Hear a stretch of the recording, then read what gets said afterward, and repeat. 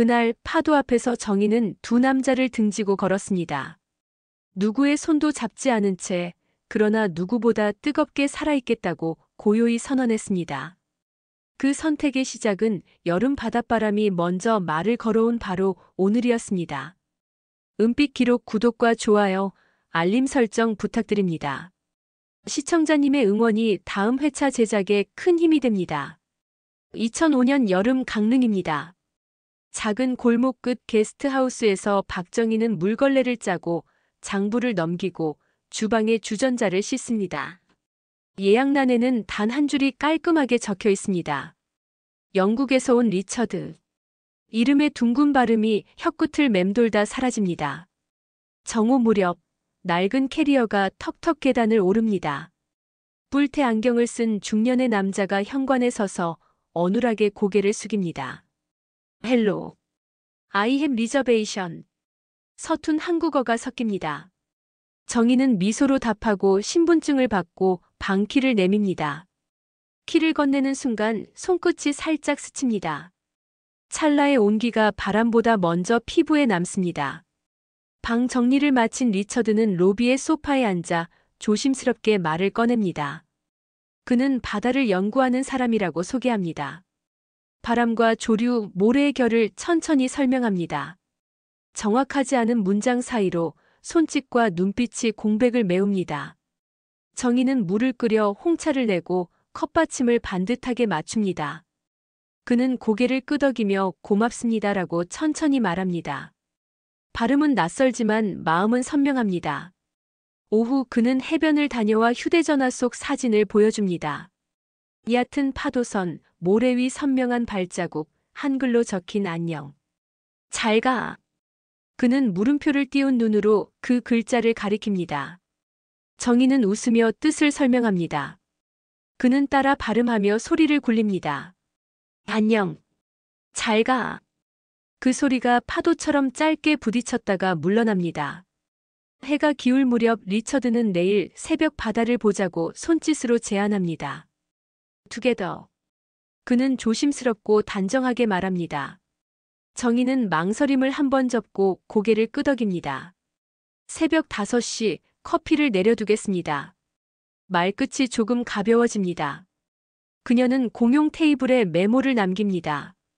새벽 5시. 커피는 주방. 바람이 세면 스카프를 하세요. 틀린 철자는 작은 웃음으로 덮습니다. 잠깐의 고요가 찾아옵니다. 라디오에서 오래된 발라드가 흘러나오고 창문 틈에 소금기가 뜨거운 주전자를 식힙니다. 정희는 한숨을 낮게 정리합니다. 무너진 사업, 압박하던 전화, 은행 창고의 회색빛, 전 남편 오태석의 이름이 먼지처럼 떠오릅니다.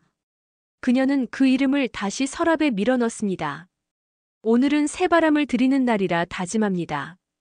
밤이 더워질수록 말은 짧아지고 눈빛이 길어집니다. 리처드는 손목시계를 가리키며 새벽을 다시 한번 확인합니다. 정희는 고개를 끄덕이고 주방 불을 끕니다. 침대 모서리에 앉아 손등을 바라봅니다. 낮에 스친 온기가 아직 미세하게 남아 있습니다. 괜찮아지고 있는 중입니다라고 마음속에서 조용히 말합니다. 아주 천천히지만 괜찮습니다. 그때 초인종이 울립니다. 한 번 그리고 짧게 한 번 더 울립니다. 이 시간에 올 사람은 없다고 생각합니다. 정희는 슬리퍼를 끌고 현관으로 나아갑니다. 문을 반쯤 열자 축축한 공기와 오래된 술 냄새가 실내로 스며듭니다. 문턱 너머 우산 끝에서 빗물이 똑똑 떨어집니다. 낮게 눌린 목소리가 먼저 들어옵니다. 정희. 나야. 문틈에 선 그림자는 오태석입니다. 예전보다 살이 빠졌고 눈동자는 쉬지 않고 흔들립니다. 그는 잠깐이면 된다고 이야기만 하자고 오늘만 문을 열어달라고 말합니다. 정희는 손잡이를 더 꼭 쥐고 로비에서 이야기하자고 단호히 답합니다. 체인이 문과 문 사이에서 금속성 소리를 낸 뒤 공기가 가늘어집니다. 문은 반쯤만 열려 있었습니다. 체인이 팽팽히 당겨진 틈으로 비냄새와 술 기운이 스며들었습니다. 오태석은 젖은 우산을 문기둥에 기대고 서서 숨을 고르더니 잠깐이면 된다고 말했습니다. 정희는 손잡이를 쥔 채 로비에서 이야기하시라고 답했습니다. 방 안으로는 못 들어오신다고 덧붙였습니다. 노란 스탠드 등 하나가 작은 로비를 비추었습니다. 테이블 위에 컵받침과 계산기, 장부가 정리돼 있었고 공기는 눅눅했습니다. 오태석은 봉투 하나를 꺼내 들었습니다. 채권자 2군데를 내가 먼저 정리했다고 말했습니다. 그는 이것만 받으면 된다고, 나머지도 내가 돌아보겠다고, 그러니 우리 다시 같이 살아보자고 낮게 이어갔습니다. 정희는 봉투를 받지 않았습니다. 도움과 거래가 한 문장에 묶여 들리는 순간 그녀의 어깨가 미세하게 굳었습니다. 그는 변했다고 했습니다. 술 끊었고 새벽 일도 시작했고 딸에게도 연락했다고 덧붙였습니다. 수연이란 이름이 공기 중에서 작게 울렸습니다. 정희의 시선이 잠깐 흔들렸지만 대답은 달라지지 않았습니다. 오늘 밤은 여기까지라고, 내일 낮에 서류를 확인하겠다고, 지금은 돌아가시라고 정중히 말했습니다. 오태석은 봉투를 테이블 위에 내려놓고 우산을 집어들었습니다. 문이 닫히자 체인이 가벼운 소리를 냈습니다. 정희는 자리에서 한동안 움직이지 않았습니다. 새벽이 가까워졌습니다. 바람이 차갑게 바뀌었습니다. 정희는 약속대로 드립포트에 물을 올리고 머그 2개를 준비했습니다. 마당을 지나 바닷가로 내려가자 수평선이 아주 낮은 푸른색으로 깨어나고 있었습니다. 벤치 끝에 앉아있던 리처드가 고개를 들었습니다. 좋은 아침입니다라는 말이 서툴지만 또렷했습니다. 정희는 스카프를 챙겨왔냐고 물으며 미소를 얹었습니다. 그는 자신의 목에서 얇은 스카프를 풀어 그녀에게 건넸습니다. 바람이 더 셉니다라고 천천히 말했습니다. 손끝이 스치는 순간 차가운 공기 속에서 작은 온기가 조용히 남았습니다. 두 사람은 말보다 바다를 더 오래 보았습니다. 리처드는 메모장에 곡선과 화살표를 그렸습니다. 오늘은 남서풍이 강해질 거라고, 따라서 해안선의 포말이 더 길어질 거라고 단어 사이를 손짓으로 메꾸었습니다. 정희는 설명을 따라 파도선을 바라보며 천천히 고개를 끄덕였습니다. 마음의 속도가 바람에 맞춰진 듯 호흡이 고르게 돌아왔습니다. 전화가 한번 진동했다가 이내 멈췄습니다. 낯익은 번호 배열이 스쳤지만 그녀는 화면을 닫았습니다. 잠시 후 리처드는 오늘 등대를 같이 걸어보자고 조심스럽게 덧붙였습니다. 정희는 천천히 괜찮다고 대답했습니다. 해가 올라오자 모래의 결이 선명해졌습니다. 돌아오는 길, 게스트하우스 유리문에 새벽빛이 길게 눕고 로비의 공기는 밤보다 한결 가벼워졌습니다. 그러나 테이블 위 봉투는 그대로였습니다. 정희는 한 번 숨을 고르고 봉투를 열었습니다. 영수증 2장이 먼저 나왔습니다. 채무일부 상환 확인 도장이 선명했습니다. 그 뒤에 등기부 등본 사본이 끼워져 있었습니다. 담보 제공자의 이름 칸에서 박정희라는 글자가 차갑게 빛났습니다. 몇 달 전 날짜, 위임장 첨부라는 문구. 작은 도장 하나가 집의 두께를 바꾸고 있었다는 사실이 서류의 문장보다 빠르게 가슴을 눌렀습니다. 종이 끝이 바람에 살짝 들렸고 그 아래에서 손바닥만 한 쪽지가 떨어졌습니다. 오늘 오후 2시 시장 근처 다방. 채권자 만남. 내가 오면 빨리 끝남. 삐뚤한 글씨가 간단하게 방향을 가리켰습니다. 정희는 쪽지를 가만히 읽고 다시 접었습니다. 마음속에서 두 갈래 길이 동시에 선명해졌습니다. 혼자서 정리하던 방식으로 또 버틸 것인지 아니면 방식을 바꿔볼 것인지 선택의 문턱이 발목을 스쳤습니다. 문간에서 인기척이 났습니다. 리처드가 작은 조가비를 들고 서 있었습니다. 그는 서류 위에 얼핏 스친 그늘을 보고 잠시 멈추었습니다. 정희는 쪽지를 보여주었습니다. 오후 2시에 약속이 있다고, 혼자 가기엔 마음이 복잡하다고, 바람이 자꾸 방향을 바꾼다고 담백하게 말했습니다. 리처드는 단어를 고르느라 잠깐 입술을 깨물더니 오늘 바다 조사는 오후에 비어있다고, 함께 걸어가도 되겠느냐고 조심스럽게 물었습니다. 그의 말은 제안이었지만 표정은 확신보다는 배려에 가까웠습니다. 정희는 잠시 창밖을 보았습니다. 골목 위로 햇빛이 번지고 어제 내린 비가 증발하며 작은 냄새를 남겼습니다. 그녀는 천천히 고개를 끄덕였습니다. 혼자서만 서 있던 문턱을 둘이서 넘어보자고 마음속으로 말했습니다. 장부를 덮고 열쇠를 챙기며 가볍게 미소를 올렸습니다. 테이블 위 서류가 아직 그 자리에 있었지만 바람의 결은 분명 달라져 있었고 문 손잡이를 돌리던 손끝에서 망설임이 사라지고 있었습니다. 바깥 공기가 한 걸음 가까워지는 순간 리처드의 낮고 또렷한 한국어가 뒤를 바쳤습니다. 함께 가요. 그녀는 대답 대신 문을 열었습니다. 오늘의 바다는 서로가 모르는 방향으로 이미 조금씩 움직이고 있었고 그 움직임을 따라 걷겠다는 결심이 조용히 굳어지고 있었습니다. 오후 2시 시장 입구 옆 오래된 다방은 선풍기 소리로 시간을 돌리는 중이었습니다. 벽시계의 초침이 뜨거운 공기를 가르며 돌아갔고 얼음 동동 띄운 아이스커피 잔이 땀을 흘렸습니다. 정희는 서류 봉투를 품에 안고 들어섰고 리처드는 반걸음 뒤에서 주변을 훑었습니다. 테이블 한쪽에 검은 파일을 놓은 중년 여자가 먼저 손짓했습니다. 채권자 대표라고 자신을 소개했습니다. 말투는 무심했고 표정은 오래 숫자를 다룬 사람의 건조함을 닮았습니다. 여자는 서류를 넘기며 설명했습니다. 몇 달 전 접수된 위임장과 담보 설정, 납부 내역, 다음 달 예정 압류 통보. 설명은 행정의 문장으로 매끈했고 정희의 심장은 문장과 문장 사이에서 움찔거렸습니다. 리처드는 조용히 메모를 했습니다. 그는 한국어 단어를 천천히 되뇌이며 이해하려 애썼고 모르는 부분은 손짓으로 확인했습니다. 여자는 담담하게 말했습니다. 당사자 확인서와 추가 분할 상환 동의서만 들어오면 절차를 늦출 수 있다고 했습니다. 대신 기한이 촉박하다고 덧붙였습니다. 정희는 숨을 깊게 들이마셨습니다. 가능하면 제가 직접 책임지겠다고 말했습니다. 여자는 눈을 치켜들었습니다. 전 남편분이 이미 선지급 약정을 걸었다고 그 대가로 담보를 단단히 묶어두었다고 했습니다. 그는 당신을 위해서라 주장하지만 우리에겐 숫자만 사실이라고도 말했습니다. 리처드는 그 순간 고개를 들었습니다.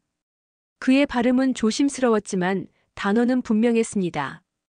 그녀가 오늘 이유를 스스로 결정하려 한다고 당신들이 그 선택의 시간을 줄 수 있느냐고 물었습니다. 여자는 묘하게 미소를 지었습니다. 바다는 늘 변하고 서류는 늘 남는다고, 그래서 오늘 도장은 꼭 필요하다고 답했습니다. 자리에서 일어나려는데 여자가 한 장의 복사본을 내밀었습니다. 위임장 제출 당시 대리인 서명이 낯익은 글씨체로 남아 있었습니다. 정희는 그 글자를 알아보았습니다. 딸의 이름이었습니다. 수연. 여자는 덧붙였습니다. 제출일에 전 남편과 함께 왔고 어머니를 돕는 거라 말했다고 했습니다. 정희의 손끝이 미세하게 떨렸습니다. 리처드가 그 떨림을 보고 아주 천천히 고개를 숙였습니다. 다방 문을 나서자 습한 공기가 얼굴을 덮었습니다. 시장 천막 사이로 빛이 전무늬로 떨어졌고 골목 맞은편에서 검은 우산 하나가 멈추어 섰습니다. 우산 아래 오태석의 눈이 고열처럼 반짝였습니다. 우산 끝에서 떨어지는 물방울이 발끝에서 부서지며 길을 만들었습니다. 정희는 봉투를 더 세게 끌어안았고 리처드는 그녀와 어깨를 나란히 했습니다. 우산은 따라오지 않았지만 시선은 한동안 지워지지 않았습니다. 골목 끝의 바람이 방향을 바꾸는 사이 오래 닫아둔 서랍이 안쪽에서 작게 울었습니다. 돌아오는 길 시장에서 사온 팔을 씻으며 정희는 손바닥에 닿는 물살로 마음을 진정시키려 했습니다. 로비 테이블 위에 복사본을 펼치면 딸의 이름이 활자로 굳어져 있었습니다. 몇 해 전 집을 나서며 건넨 마지막 포옹의 온도가 문득 목덜미를 스쳤습니다. 그때의 선택이 지금의 도장이 됐다는 사실이 더 늦게 아프게 다가왔습니다. 리처드는 주방 문턱에 기대 서 있었습니다. 그는 말이 아닌 동작으로 물을 데우고 머그에 티백을 걸었습니다. 손이 바쁘면 마음이 덜 흔들린다는 걸 아는 사람처럼 보였습니다. 오후 내내 저교가 흘렀습니다. 전화가 한 번 울렸다가 금세 끊겼습니다. 발신자는 해외 번호였습니다. 정희는 화면을 오래 보다가 천천히 내려두었습니다. 저녁 무렵 현관 앞에 또 하나의 그림자가 섰습니다. 오태석이었습니다. 그는 오후 약속이 어땠는지 물으려 했고 말문이 막히자 손에 든 비닐봉지를 내밀었습니다. 손수 사온 해산물이라며 냄비에 끓여 먹으면 좋겠다고 했습니다. 정희는 거절하지도 받아들이지도 않았습니다. 그의 눈동자에 불안과 호의와 계산이 동시에 어지럽게 떠다녔습니다. 그는 말했습니다. 서류를 내가 시작했으니 마무리도 내가 하겠다고, 집만 정리하면 모두 끝난다고, 대신 우리 집도 다시 시작하자고 했습니다. 정희는 웃지 않았습니다. 대신 한 문장을 또렷하게 꺼냈습니다. 내가 갚겠습니다. 당신이 아니라 내가. 그리고 수연에게 왜 그 자리에 서게 했는지 묻고 싶다고 덧붙였습니다. 오태석은 잠깐 말이 막혔습니다. 그는 어렵게 말했습니다. 아이가 자신이 할 수 있는 걸 하겠다며 따라왔고 상황이 복잡했다고, 이제 와서 다른 설명을 보태도 변명으로 들릴 거라 했습니다. 그때 리처드가 조용히 현관에 나타났습니다. 그는 두 사람 사이 공기에 무리하게 끼어들지 않았습니다. 단지 저녁 바람이 차다며 문을 닫자고 말했고 돌아서며 자신의 노트를 테이블에 내려놓았습니다. 그 표지 안쪽에는 오늘의 바람과 내일의 조류가 간단하게 정리돼 있었습니다.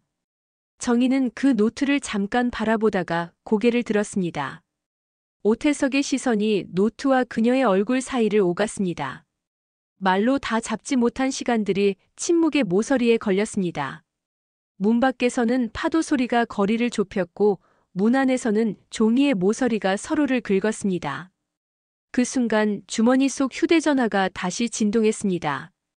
해외 번호. 이번엔 문자였습니다. 엄마, 나 런던이에요. 급한 얘기가 있어요. 시간 괜찮으세요? 화면의 빛이 손바닥을 서늘하게 비추는 동안 정희의 마음은 바람이 바뀌는 소리를 정확히 들었습니다. 다음 날 아침 하늘은 유난히 투명했고 해안도로의 공기는 소금기와 햇빛으로 반질거렸습니다. 정희와 리처드는 등대까지 천천히 걸었습니다. 그녀는 걸음을 맞추며 딸의 메시지를 전했고 그 문장을 말로 꺼내는 동안 목소리는 조금씩 단단해졌습니다. 리처드는 짧게 고개를 끄덕였습니다. 그는 하나의 제안을 내어놓았습니다. 오늘 오후 영상 통화를 준비하자고, 말이 엇갈리지 않도록 간단히 정리하자고 했습니다. 정희는 고맙다고 답했습니다. 고맙다는 말이 오늘은 사치가 아니었습니다. 등대 그림자가 발끝을 스칠 때 오태석에게서 전화가 왔습니다. 그는 시장 근처 다방에 채권자가 또 온다고 알렸습니다. 어제 얘기에 마무리를 하자고 했습니다. 정희는 목소리를 낮췄습니다. 오늘은 딸과 먼저 이야기하겠다고, 서류는 내가 책임지겠다고 말했습니다. 전화를 끊자 리처드는 조심스럽게 물었습니다. 오늘 당신의 계획이 무엇인지. 정희는 답했습니다. 내 이름의 일은 내 목소리로 정리하겠다고, 빚도 도장도 관계의 모서리도 내 손으로 다듬겠다고 말했습니다. 오후 노트북 화면 너머로 수연의 얼굴이 나타났습니다. 급히 방을 잡은 듯한 호텔의 흰 벽이 뒤로 보였습니다. 수연은 짧게 인사하고 바로 본론으로 들어갔습니다. 그날 위임장에 이름을 올린 건 엄마를 위한 선택이었다고 믿었다고, 아빠가 그런 방법밖에 없다고 말했고 자신은 돈을 벌어보겠다며 런던으로 왔다고 했습니다. 목소리는 흔들렸지만 눈동자는 도망치지 않았습니다. 정희는 조용히 들었습니다. 그리고 느리지만 확실하게 말했습니다. 내가 한 선택을 탓하지 않겠다고, 다만 내 이름이 빚의 벽돌로 쓰이는 장면은 여기서 멈추겠다고, 엄마가 정리하겠다고. 수연은 숨을 길게 내쉬었습니다. 그 숨이 화면을 넘어와 방 안 공기를 조금 가볍게 만들었습니다. 통화를 마치고 창문을 열자 바람이 커튼을 밀었습니다. 정희는 채권자에게 전화를 걸어 분할 상환안과 담보 재조정을 요청했습니다. 여자의 목소리는 여전히 건조했지만 절차는 열려 있었습니다. 다음 주 초까지 서류를 마련하면 일정이 멈출 수 있다고 했습니다. 정희는 수화기를 내려놓고 책상 모서리를 한번 짚었습니다. 그 순간 현관이 열렸고 오태석이 들어섰습니다. 그의 눈빛은 초조로 빛났습니다. 그는 서류가 어떻게 흘러가는지 묻고 자신이 빠지면 일이 꼬일 거라며 목소리를 높였습니다. 정희는 흔들리지 않았습니다. 당신이 시작한 일이라도 마무리는 내가 하겠다고, 내 집과 내 이름을 다시 내 손으로 돌리겠다고 단정히 말했습니다. 말의 끝이 바닥에 똑 떨어지는 소리처럼 정확했습니다. 오태석의 어깨에서 힘이 빠졌고 그 빈자리에 오래 미뤄둔 후회가 자리를 차지했습니다. 그가 문 밖으로 물러나는 동안 정희의 전화가 다시 울렸습니다. 런던의 시차를 헤매는 목소리가 문자 알림 뒤에 어렴풋이 겹쳤고 그녀는 곧 닫을 서랍이 어디인지 또렷하게 보았습니다. 해가 저물 무렵 강릉의 바람은 하루치 열기를 밀어내듯 매서워졌습니다. 정희는 시장 근처 다방에서 채권자와 만난 뒤 그대로 방파제로 걸음을 옮겼습니다. 서류는 계산기보다 빠르게 고개를 끄덕였고 빚의 숫자는 종이 위에서만 얌전했습니다. 담보 제공자 칸의 이름이 자신의 것이었다는 사실이 다시 가슴을 눌렀지만 위임장의 절차가 허술했다는 변호사의 첫 멘트가 한 줄 숨통을 열어주었습니다. 오태석은 상환 계획을 내밀며 재혼을 말했고 채권자는 둘 중 누구든 확실한 보증만 원한다고 말했습니다. 답을 당장 내지 않아도 된다는 한마디가 있었지만 대답하지 않은 채로 밤을 맞는 일은 이번에도 쉽지 않았습니다. 방파제 끝에는 리처드가 먼저 나와 있었습니다. 뿔테 안경 너머로 붉은 노을을 보고 서 있던 그는 정희를 보자 조심스럽게 손을 들었습니다. 오늘은 바람이 강하다고, 등대 근처 파도선이 길어진다고 그가 한국어와 영어를 섞어 전했습니다. 정희는 고개를 끄덕이며 가벼운 미소로 답했습니다. 오늘 하루의 대부분을 숫자와 도장과 목소리 사이에서 보냈다고, 그래서 바다가 필요했다고. 그는 말없이 이해한다는 표정을 지었습니다. 멀지 않은 곳에 우산을 접은 오태석이 서 있었습니다. 그는 방파제 위에서 균형을 잡듯 발끝을 옮기며 다가왔습니다. 낮의 자리에서 다 못한 말을 하겠다는 표정이었습니다. 그는 상환표를 다시 내밀며 자신에게 시간을 달라고 했습니다. 같이 살면 더 빨리 끝난다고, 수연에게도 설명하겠다고, 실수였던 위임장도 정리하겠다고. 그의 문장마다 미안함과 조급함이 번갈아 실렸습니다. 정희는 손을 들어 그 말을 잠깐 멈추게 했습니다. 먼저 잘못된 절차를 바로잡고 집을 담보로 걸지 않는 선에서 다시 이야기할 수 있다고, 다만 그 조건이 지켜지지 않으면 더는 과거의 이름으로 자신을 부르지 말아달라고 그녀는 차분히 말했습니다. 바람이 세차게 불어 셋의 머리카락이 흔들렸습니다. 리처드는 두 사람 사이로 불쑥 끼어들지 않으려 한 걸음 물러서 있었지만 오태석의 시선이 그에게 가 닿는 순간 공기가 묵직해졌습니다. 그는 외국인이 왜 이 일에 끼느냐고 물었습니다. 리처드는 잠시 망설이다가 낮고 분명한 목소리로 말했습니다. 혼자가 덜 외롭도록 옆에 서 있을 뿐이라고. 그 한 문장이 방파제의 돌틈 사이로 가라앉듯 조용했지만 오래 남았습니다. 정희는 바다를 향해 몸을 틀었습니다. 수평선 위로 노을이 마지막 금빛을 뿌리며 사라지고 있었습니다. 그녀는 마음속 저울의 양끝을 또박또박 눌러보았습니다. 채권자의 표정, 위임장의 허점, 리처드의 온기, 오태석의 후회, 그리고 이 집을 지키며 버틴 시간. 바람이 얼굴선을 스치고 지나갈 때 그녀는 비로소 자신의 목소리를 골라냈습니다. 서로의 말이 아닌 자신의 말로 오늘은 자신에게 시간을 주겠다고, 내일 아침 첫 차로 구청과 법무사를 찾아가겠다고 방파제의 공기를 가르듯 천천히 밝혔습니다. 오태석은 끝내 고개를 끄덕였고 리처드는 아주 짧게 미소를 보였습니다. 갈매기 울음이 멀어질 즈음 정희의 휴대전화가 떨렸습니다. 화면에는 낯익은 이름이 떴습니다. 수연의 메시지는 아주 짧았습니다. 오늘 밤 강릉에 내려간다는 한 줄이었고 묻고 싶은 게 많다는 말이 뒤따랐습니다. 화면을 닫은 손끝이 잠시 멈칫했습니다. 오태석은 그 이름을 보자 숨을 고르고 눈을 감았다 떴습니다. 리처드는 아무것도 묻지 않은 채 바다를 향해 고개를 돌렸습니다. 세 사람 사이로 짧은 침묵이 지나갔고 그 침묵은 마치 다음 파도를 기다리는 해안선처럼 길게 늘어섰습니다. 정희는 주머니에 전화기를 넣으며 방파제 끝을 돌아 서쪽 계단으로 내려갔습니다. 오늘 밤 그녀의 집 현관 앞에서 누군가의 발소리가 또 한 번 멈출 것이 분명해지고 있었고 그 발소리를 언제 열어줄지, 어떻게 맞을지 정희의 발걸음이 결정을 향해 아주 일정한 속도로 다가가고 있었습니다. 밤 9시를 지난 골목에 습기가 내려앉았습니다. 게스트하우스 현관 위 전등이 둥글게 빛을 흘릴 때 검은 가방 하나를 맨 젊은 여자가 걸음을 멈췄습니다. 수연이었습니다. 오랜만에 얼굴은 도시의 피로가 얇게 겹쳐 있었고 눈동자는 조심스러웠습니다. 정희는 문을 열며 먼저 이름을 불렀습니다. 늦은 시간이라 걱정했다고, 밥은 먹었냐고, 필요한 게 있으면 말하라고 일상적인 안부들이 서둘러 쏟아졌습니다. 수연은 고개를 끄덕이며 안으로 들어왔습니다. 공용 테이블 위 봉투와 서류가 시야에 들어오자 그녀의 발이 거기서 한번 멈췄습니다. 잠시 뒤 바람을 밀고 들어온 또 하나의 그림자가 로비에 섰습니다. 오태석이었습니다.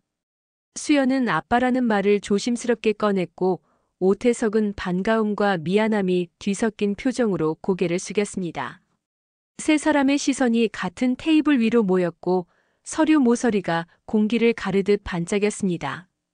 정희는 의자를 권하지 않았습니다.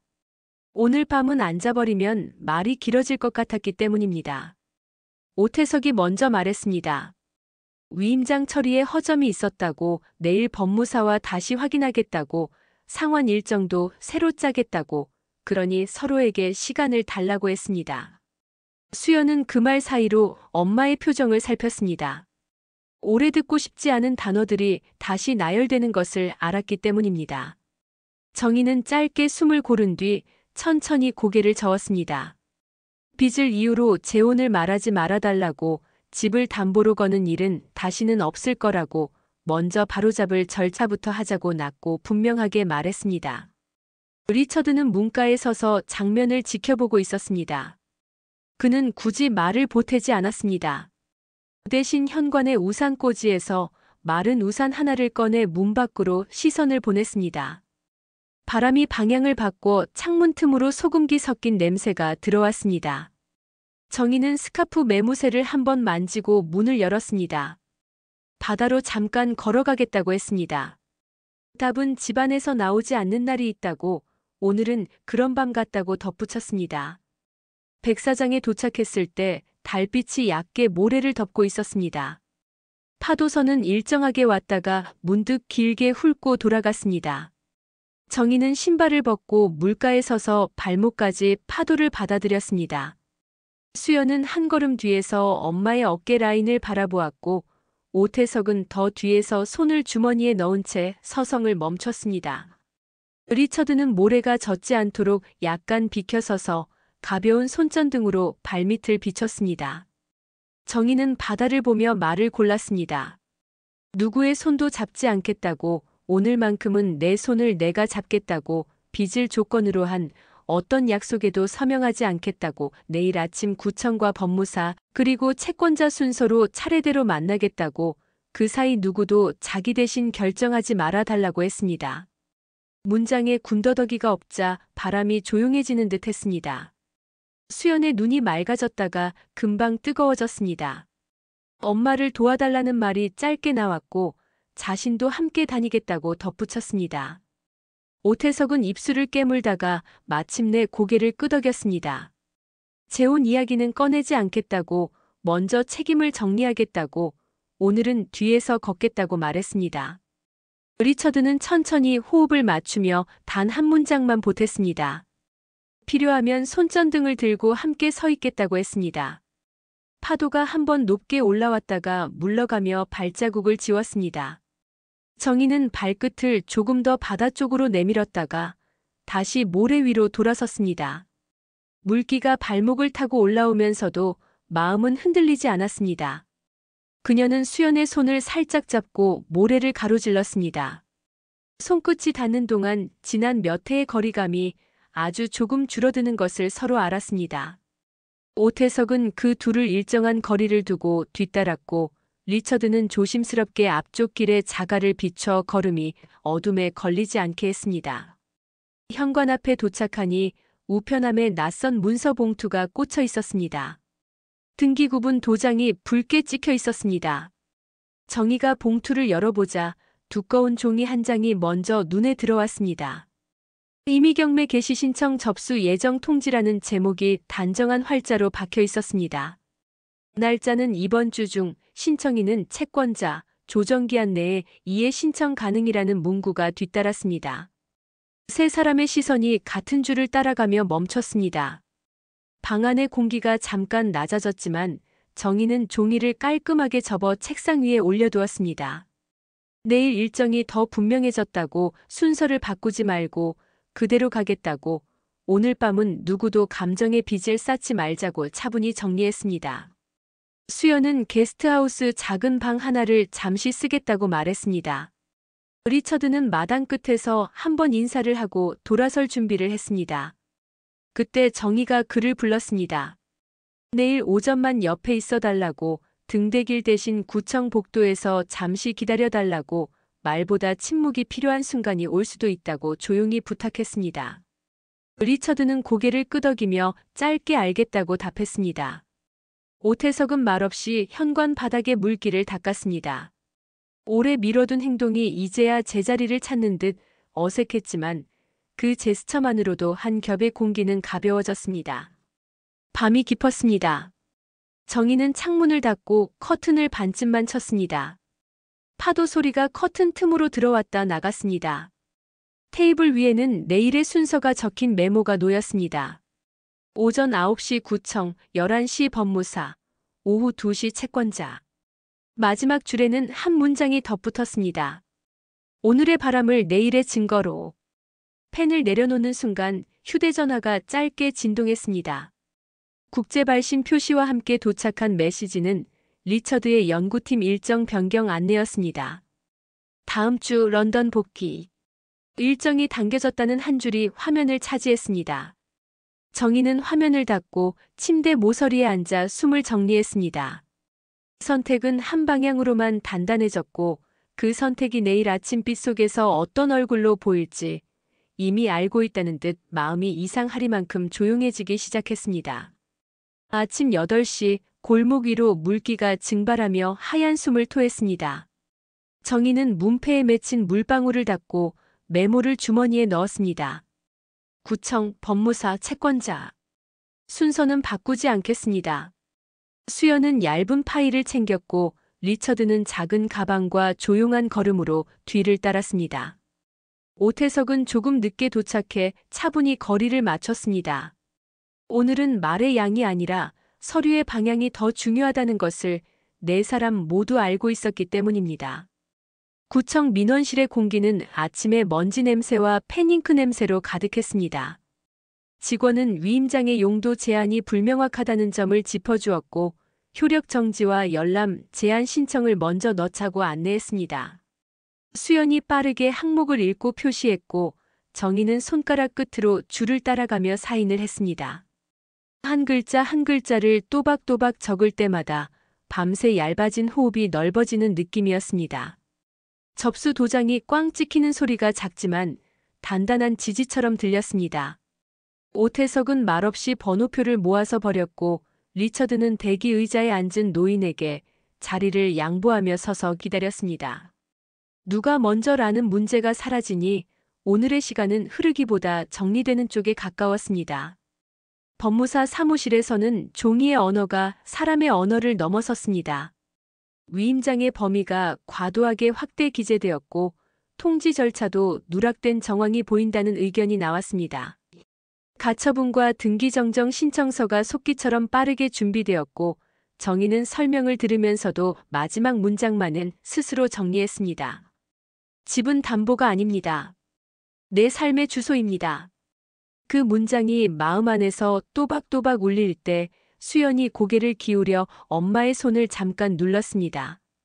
짧은 접촉이었지만 몇 해의 공백을 가볍게 건너가는 다리처럼 느껴졌습니다. 오후 2시 시장 근처 다방에서 채권자와 마주했습니다. 차가 놓이고 종이가 놓이고 시선들이 나란히 놓였습니다. 정희는 먼저 구청 접수증과 법무사 의견서를 테이블 가운데로 밀었습니다. 절차를 바로잡고 상환은 소득에 맞춰 분할로 전환하되 집은 담보 목록에서 제외하자고 제안했습니다. 오태석은 월급에서 일정 비율을 자동 공제하겠다는 서류에 서명했습니다. 채권자는 잠시 계산기를 두드리더니 경매 신청 보류와 분할 상환 조정안을 초안으로 적었습니다. 도장이 내려앉는 순간 정희는 허리를 펴고 눈을 들었습니다. 오늘의 바람이 내일의 증거로 남는 소리였습니다.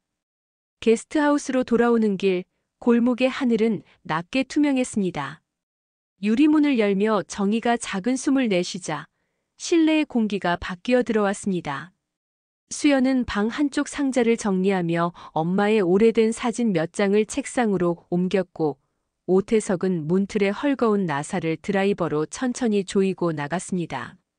어떤 사과는 문장보다 동작이 먼저라는 것을 그는 늦게 배운 듯 했습니다. 리처드는 마당 한켠 화분에 물을 주고 작은 조가비를 현관 선반에 올려두었습니다. 그 조가비는 어제보다 가벼워 보였고 어쩐지 집의 무게는 어제보다 묵직해졌습니다. 해질녘 바다는 하루치 색을 다 써버린 듯 잔잔했습니다. 리처드는 출국 일정이 앞당겨졌다는 메시지를 보여주고 가볍게 고개를 숙였습니다. 그는 등대 대신 구청 복도에서 기다려주던 낮의 침묵이 더 어려웠다고, 그래서 더 고맙다고 천천히 말했습니다. 정희는 스카프를 접어 그의 손에 돌려주었습니다. 당신이 들고 가는 게 맞다고, 여름이 끝나면 바람의 방향도 바뀐다고, 그때는 메시지 대신 엽서로 소식을 주고받자고 덧붙였습니다. 리처드는 웃으며 알겠다는 눈짓을 남겼고 수연은 모퉁이에서 그 장면을 오래 바라보았습니다. 안녕과 잘가, 처음 배운 두 단어가 오늘에 와서야 제자리를 찾는 것처럼 보였습니다. 밤이 내려앉자 정희는 현관을 닫고 새로 적은 안내문을 유리 안쪽에 붙였습니다. 조용한 밤 작은 집, 바람은 들이고 빚은 두고 가세요. 글씨는 단정했고 점 하나마저 흔들리지 않았습니다. 그녀는 신발을 벗어들어 올리고 백사장으로 걸었습니다. 물가에 서면 언제나 마음의 높이를 알 수 있었습니다. 파도가 발목을 감싸고 물러날 때 오늘의 종이들이 멀어지지 않고 함께 따라오는 느낌이 들었습니다. 수연의 발자국이 조금 뒤에서 이어졌고 리처드의 가벼운 걸음은 더 멀리 한 곳 쪽으로 사라졌습니다. 오태석의 발자국은 현관 앞에서 멈춰 있었습니다. 등 뒤로 남은 것들과 앞에 도착한 것들이 동시에 또렷해질 때 정희는 물속으로 반걸음 더 들어갔습니다.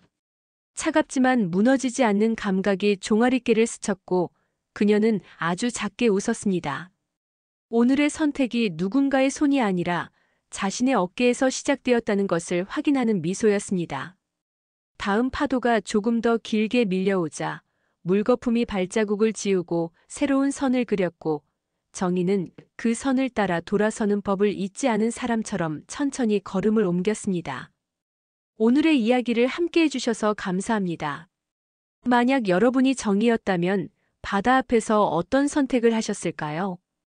혼자가 아닌 나를 먼저 붙잡기. 팀 나이어깨. 바람처럼 다정했던 여행자와의 인연 지키기. 팀 리처드. 과거의 책임을 정리하며 가족의 형태를 재구성하기. 팀 함께 정리. 여러분의 이유를 한 문장으로 남겨주시면 다음 이야기의 방향에 참고하겠습니다. 가장 공감 가는 댓글에는 작가의 소소한 답글도 달아드릴게요. 어느 선택이든 여러분만의 바람의 방향을 들려주시면 좋겠습니다. 오늘의 은빛 기록 재미있게 보셨나요? 이 사연이 내 이야기였다면 나는 어떤 바람을 탔을지 댓글로 함께 나눠주세요. 내일은 더 깊고 빛나는 이야기로 찾아뵙겠습니다. 잊지 말고 구독과 좋아요, 알림 설정 부탁드립니다. 여러분의 응원이 다음 회차 제작에 큰 힘이 됩니다.